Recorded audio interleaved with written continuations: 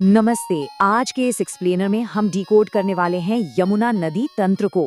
यमुना ये सिर्फ एक बहती हुई जलधारा नहीं है, बल्कि एक बहुत ही विशाल भौगोलिक और पर्यावरणीय दास्तान है। आज हम रटे रटाए फैक्ट से थोड़ा आगे बढ़ेंगे और इसकी गहरी जियोमॉर्फोलॉजी के साथ साथ आज की ट्रैजिक एनवायरमेंटल सिचुएशन को समझेंगे। ये उन साइंटिफिक कारणों को गहराई से समझने के बारे में है जो इस पूरे सिस्टम को चलाते हैं। इस पूरे विषय को अच्छे से समझने के लिए हमने इसे 5 अहम हिस्सों में बांटा है। यमुना की भौगोलिक यात्रा, कैचमेंट एरिया का विज्ञान, प्रायद्वीपीय नदियां और बीहड़, हिमालयी नदियां और आस्था, और अंत में ई फ्लो का गंभीर संकट। अगर आप प्रतियोगी परीक्षाओं की तैयारी कर रहे हैं तो इस नदी तंत्र के कंसेप्ट्स को क्लियर करने के लिए ये एक शानदार और स्ट्रक्चर्ड रोड मैप है। चलिए शुरू करते हैं। भाग 1, यमुना की भौगोलिक यात्रा, पवित्र ग्लेशियरों से मैदानों तक। सबसे पहले आइए उत्तरी भारत को पार करने वाली इस नदी की महाकाव्य जैसी यात्रा के एक्चुअल ज्योग्राफिकल स्केल को ट्रैक करते हैं। इमेजिन कीजिए पूरे 1376 किलोमीटर का सफर। प्रयागराज में गंगा में विलीन होने से पहले ये नदी उत्तराखंड, हिमाचल प्रदेश, हरियाणा, दिल्ली और उत्तर प्रदेश के बिल्कुल अलग अलग भूभागों को छूकर निकलती है। आप इसे एक बहुत लंबे हाईवे ट्रिप की तरह मान सकते हैं, जहां हर राज्य की सीमा पार करते ही नदी का कैरेक्टर पूरी तरह बदल जाता है। और ये सफर शुरू कहाँ से होता है? उत्तरकाशी में बंदरपूंछ चोटी के पास एकदम शुद्ध यमुनोत्री ग्लेशियर से। पहाड़ों को चीरते हुए ये एक बहुत ही पावरफुल फोर्स की तरह निकलती है।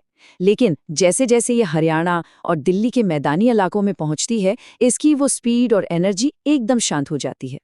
अब आते हैं दूसरे हिस्से पर, कैचमेंट एरिया का विज्ञान, परीक्षा के जाल को डिकोड करना।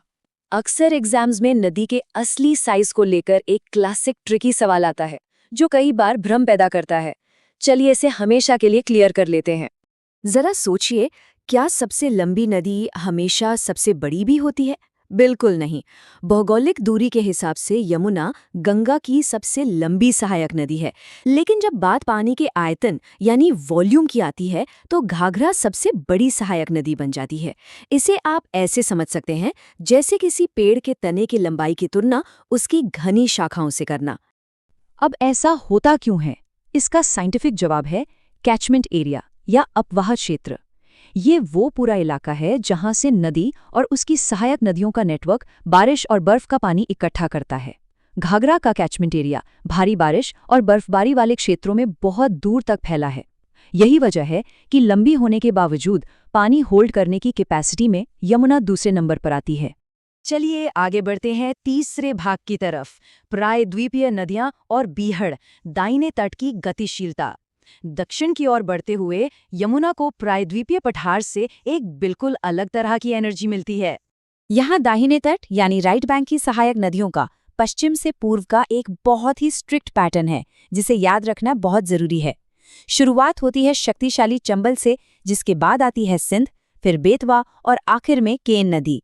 ये नदियां मुख्य रूप से मानसून की बारिश पर निर्भर हैं। इनमें से जनपाओं की पहाड़ियों से निकलने वाली चंबल नदी का बिहेवियर बहुत ही अग्रेसिव है। मालवा पठार की नरम जलोढ़ मिट्टी से गुजरते हुए बारिश का तेज पानी गहरी खाइयां बना देता है। भूगोल की भाषा में इस अग्रेसिव प्रोसेस को अवनालिका अपरदन या गली एरोजन कहा जाता है। और इसी एक्सट्रीम एरोशन का नतीजा है चंबल के मशहूर बीहड़, जिन्हें बैडलैंड्स टोपोग्राफी भी कहा जाता है। सोचिए, सदियों के कटाव ने कैसे एक उपजाऊ जमीन को रहने के अयोग्य भूल भुलैया जैसी खाइयों में बदल दिया। सॉइल कंजर्वेशन के कंसेप्ट्स को समझने के लिए ये अपने आप में एक बहुत बड़ी जीती जागती केस स्टडी है। इसी इलाके में भारत का पहला बड़ा नदी जोड़ो प्रोजेक्ट केन बेतवा लिंक भी आता है। अगर न्यूट्रल होकर देखें तो ये प्रोजेक्ट एक सरप्लस यानी ज्यादा पानी वाले बैंक अकाउंट को एक सूखे अकाउंट से जोड़ने जैसा है। सिंचाई के लिए ये शानदार है, लेकिन इसके साथ एक भारी इकोलॉजिकल कॉस्ट भी जुड़ी है।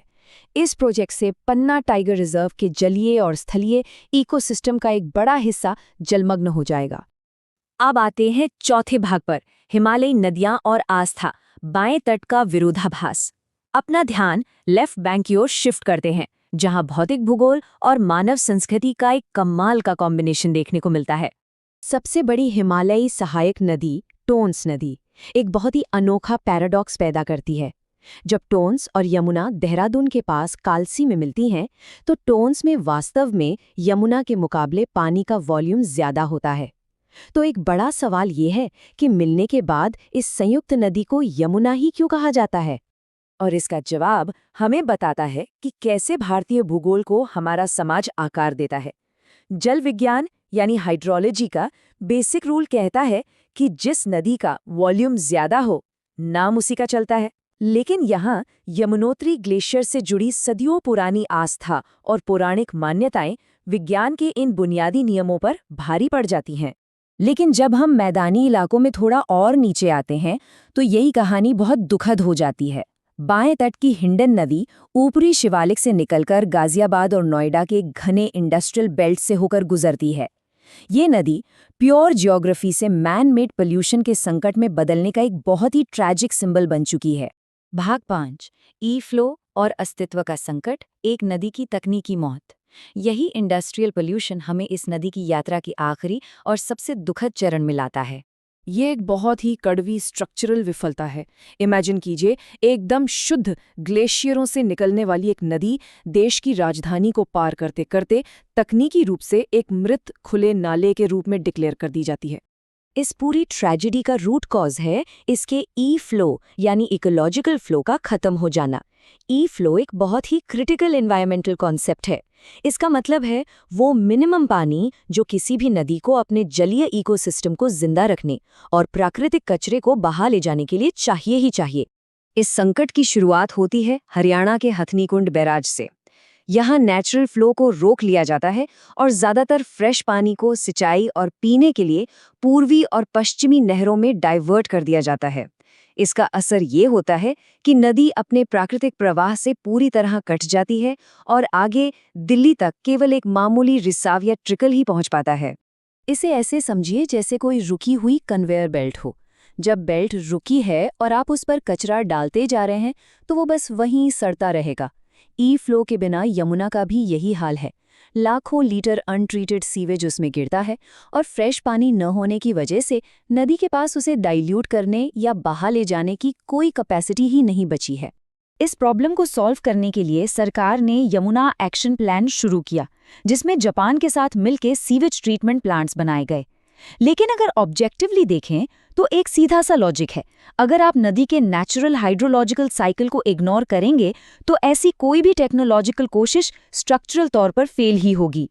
और फाइनली ये एक्सप्लेनर हमें आधुनिक विकास से जुड़े एक बहुत ही गहरे सवाल के साथ छोड़ देता है। क्या बड़े बड़े इंजीनियरिंग मेगा प्रोजेक्ट्स सच में किसी नदी को साफ कर सकते हैं, या फिर हम बस एक खुले नाले का तब तक इलाज कर रहे हैं जब तक कि हम नदी को उसका बहने का मौलिक अधिकार यानी उसका नेचुरल इकोलॉजिकल फ्लो वापस नहीं लौटा देते? इस पर जरूर विचार कीजिएगा।